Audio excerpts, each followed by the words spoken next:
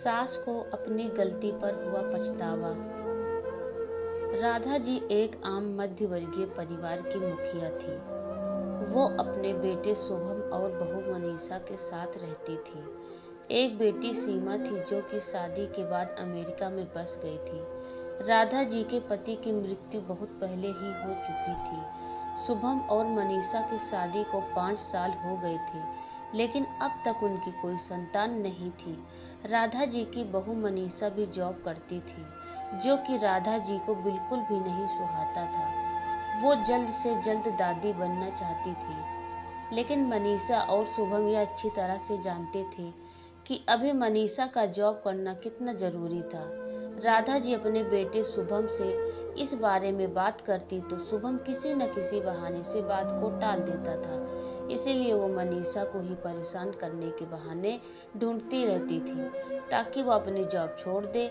और अभी कोरोना काल में तो मानो उनके मन की मुराद ही पूरी हो गई थी। हालांकि वो दिल की बुरी नहीं थी, लेकिन पोते की चाह में वो न चाहते हुए भी ऐसा कर जाती थी। अपनी हम उम्र सहेलियों को दादी बनते देखकर उनका मन दुखी हो जाता था। उस दिन भी घर में ऐसा ही कुछ हुआ। ऑफिस में काम की वजह से मनीषा देर तक सोती रही और राधा जी को अच्छा खासा मौका मिल गया। ये क्या बहू, अभी तक सो रही हो? पता है सुबह के 10 बज गए हैं। शुभम भी बेचारा कब से उठकर ऑफिस के काम पर लग गया है और तुम हो कि अभी तक सोई पड़ी हो। चलो अब उठकर सबके लिए चाय नाश्ता बना लो। मुझसे कुछ हो नहीं पाता है, वरना मैं तो तुम्हारे भरोसे कभी न रहती, खुद ही सब कर लेती। सॉरी माँ जी, वह देर तक काम चलता रहा, इसीलिए सुबह सुबह ही सो पाई थी, इसीलिए समय का पता ही नहीं चला। आप चलिए, मैं अभी जल्दी से आती हूँ। हाँ हाँ ठीक है, मेरा कुछ नहीं, पर शुभम को देख लो, उसे कुछ चाहिए तो नहीं? कब से उठा है बेचारा। हे भगवान, मुझे जल्दी से ठीक कर दे ताकि मैं ही अपने बेटे का ध्यान रख सकूं। राधा जी ने नाटकीय अंदाज में कहा। राधा जी ने अपनी बहू मनीषा को उठाते हुए कहा। मनीषा ने घड़ी देखी तो वाकई 10 बज गए थे। आज उसकी आंख कैसे नहीं खुली। वह जल्दी जल्दी अपने काम निपटा कर हॉल में आई तो शुभम अपने लैपटॉप के साथ ऑफिस के काम कर रहा था। उसने किचन में जाकर चाय नाश्ता बनाया और फिर रात के बर्तन साफ किए और झाड़ू पोछा करके नहाने चली गई। दरअसल कोरोना वायरस की बढ़ती बीमारी की वजह से शहर में पूरी तरह लॉकडाउन किया गया था, इसीलिए काम वाली बाई भी नहीं आ रही थी। मनीषा खुद एक इंटरनेशनल कंपनी में काम करती थी। उसका ऑफिस टाइम निश्चित नहीं होता था। अधिकतर उसे रात में देर तक काम करना होता था। कल भी उसका काम देर तक चलता रहा, इसीलिए वह देर तक सोती रही। मनीषा नहाकर आई तो देखा कि उसकी सास अपने कमरे में अपनी सहेली से फोन पर बात कर रही थी। बातचीत में अपना नाम सुनकर मनीषा सास की बात सुनने लगी। अरे शारदा, तुम भी अपनी बहू को ज्यादा सर पर मत बैठाओ। बहू को ज्यादा उड़ने दोगी तो कल को अपनी नौकरी के चक्कर में वह तुम्हें ही घर की नौकरानी बनाकर छोड़ेगी। मैं तो भाई शुरू से ही मनीषा के नौकरी करने के खिलाफ थी। अब करे नौकरी शौक से, पर साथ साथ घर के काम भी करे। मैं तो बदन दर्द का बहाना बनाकर बैठ जाती हूँ, नहीं तो सारे काम का बोझ मेरे सिर पर आ गिरता। मैं कोई मुफ्त की नौकरानी थोड़े ही हूँ। मैं तो कहती हूँ तुम भी यही किया करो। सास की बात सुनकर मनीषा की आंखों में आंसू आ गए।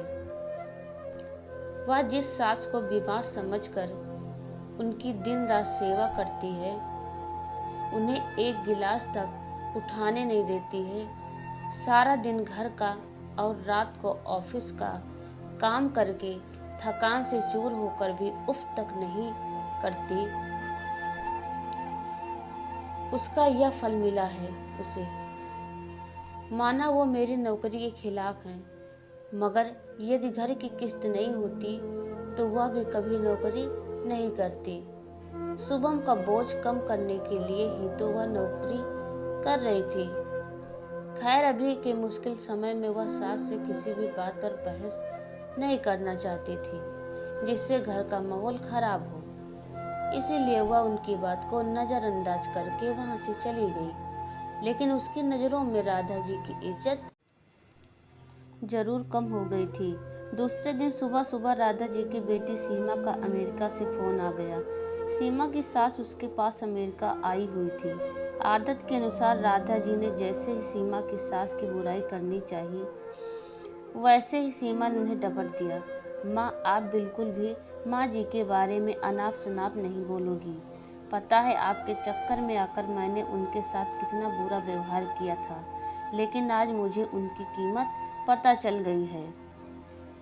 तुम तो उनके यहाँ पर आने के कितने खिलाफ थी, मगर आज अगर वो यहाँ नहीं होती ना माँ, तो ना जाने हमारा क्या हाल होता।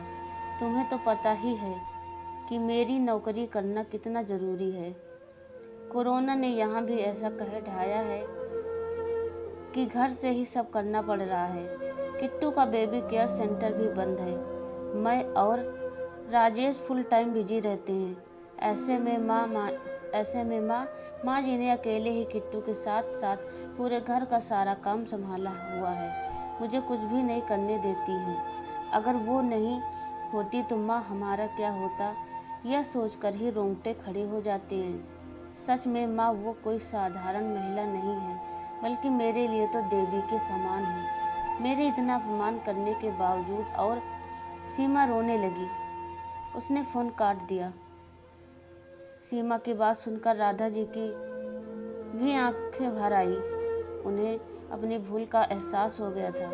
मनीषा तो वाकई उनका कितना ख्याल रखती है। उनकी कड़वी से कड़वी बात का भी बुरा नहीं मानती है, उल्टे जवाब भी नहीं देती है। वाकई अभी का समय तो एक दूसरे को हौसला देने का है, सारे गिले शिकवे भुलाकर एक दूसरे की मदद करने का है। तो फिर वो स्वार्थ में कैसे अंधी हो गई थी, इतना कैसे गिर गई थी कि ऐसे मुश्किल समय में अपने ही परिवार का सहायता नहीं कर सकती।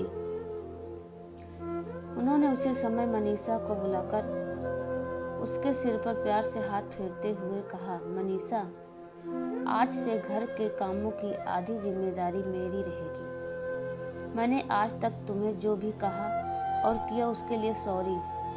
चलो अब तुम जाकर आराम करो, खाना मैं बना लूंगी। इधर सास का बदला हुआ रूप देखकर मनीषा की भी आंखों में आंसू, खुशी के आंसू आ गए और अपनी सास के प्रति उसके मन में फिर से पहले वाला सम्मान वापस आ गया था।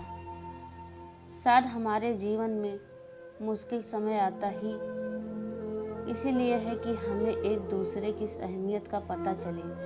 अपनी गलतियों का एहसास होने और आगे बढ़कर माफ़ी मांगने से वाकई इंसान छोटा नहीं बल्कि बहुत बड़ा हो जाता है, राधा जी की तरह।